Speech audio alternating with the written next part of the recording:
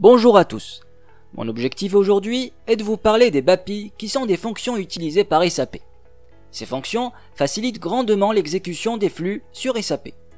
À la fin de cette vidéo, vous aurez une idée bien précise sur les BAPI et leurs différentes utilisations sur SAP. Pour ceux qui ne me connaissent pas encore, je m'appelle Majbar Hamza et je suis consultant SAP.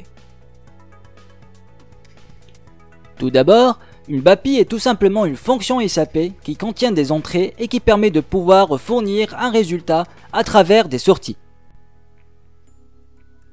Par exemple, sur SAP, on peut trouver des BAPI qui permettent de faire de la création des commandes d'achat, de factures par exemple, ou bien de la création des données de base SAP.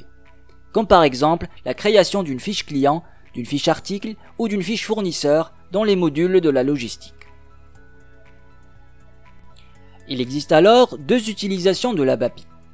Premièrement, une BAPI standard qui est fournie par SAP. Cette dernière est non modifiable car SAP ne permet pas la modification de ses programmes et de ses fonctions pour cause de régression.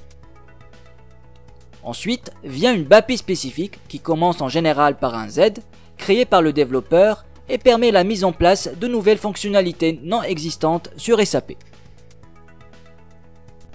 Il existe trois types de BAPI sur SAP. Premièrement, une BAPI pour lecture de données permet de lire les données à partir des tables SAP, comme par exemple la lecture des informations d'une commande d'achat, ou bien les informations d'un article, etc.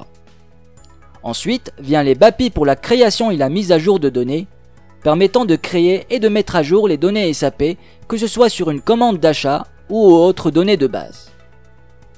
Et enfin, la BAPI pour une exécution en masse, permettant de dérouler le processus de lecture et de création en masse. Voilà, j'espère que cette courte vidéo vous a permis d'avoir une idée générale sur les BAPI et leurs différentes utilisations sur SAP. Si vous avez aimé, n'hésitez pas alors à partager cette vidéo afin de permettre à un grand nombre parmi vous de pouvoir y bénéficier. Pour toute autre question ou nouvelle proposition de sujet, n'hésitez pas alors à me laisser un commentaire en bas de cette vidéo. Et quant à moi, je vous dis toujours à la prochaine pour une nouvelle vidéo.